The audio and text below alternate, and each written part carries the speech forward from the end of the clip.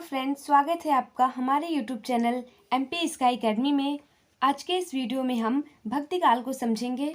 भक्तिकाल की जो समय सीमा है वो कब से कब तक रही वो, और भक्तिकाल की परिभाषा को। भक्तिकाल को हम पूर्व मध्यकाल भी कहते हैं। इसका जो समय सीमा है वो संवत 1375 से लेकर तक था। अब इसे हम जब ईस्वी में बदलते हैं, ईस्वी में बदलने के लिए इसमें से हम 57 साल जो है घटा देते हैं। 57 साल घटाने पर हमें ये ईस्वी में प्राप्त हो जाएगा, यानी सन में। तो ये सन कितना था? 1318 से 1643 ईस्वी तक था।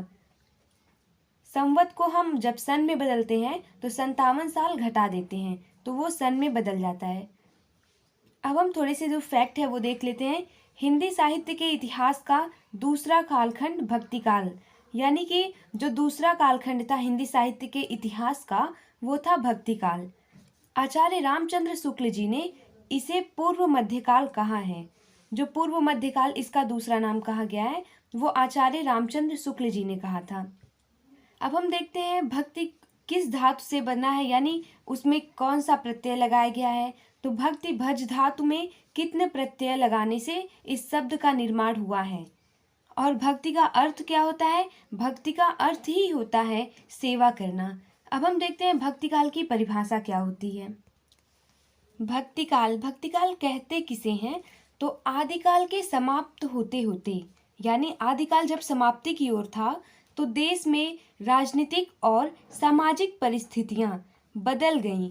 जो देश की राजनीतिक और सामाजिक परिस्थितियां थी, समाज में जैसे लोग रहते थे वो सभी बदल गए।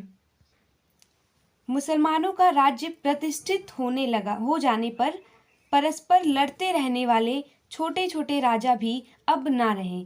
यानी जब मुसलमानों का राज्य बिल्कुल प्रतिष्ठित हो गया, उनका राज आ गया, उसके बाद जो छोटे छोटे राजा थे वो भी अब नहीं थे। जो आपस में लड़ते रहते थे वो भी अब नहीं थे।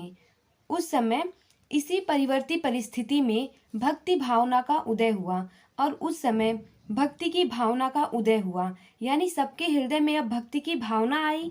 अर्थात अब लोगों ने भक्ति का आश्रय ले लिया था। उसी कालखंड को भक्तिकाल कहा जाता है। यानी कि भक्तिकाल क्या है उसकी परिभाषा में हम यही लिखेंगे कि जब देश में मुसलमानों का राज प्रतिष्ठित हो गया, जो राजनीतिक और सामाजिक परिस्थितियां थीं वो सभी बदल गई थी।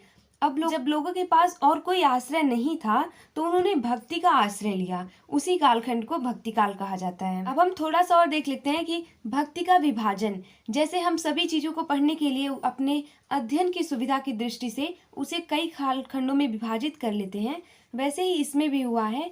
भक्ति काव्य का विभाजन भी एक निर्गुण काव्य धारा और एक सगुण काव्य धारा।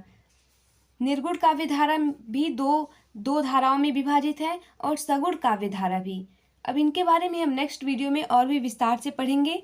अभी के लिए केवल इतना ही। धन्यवाद।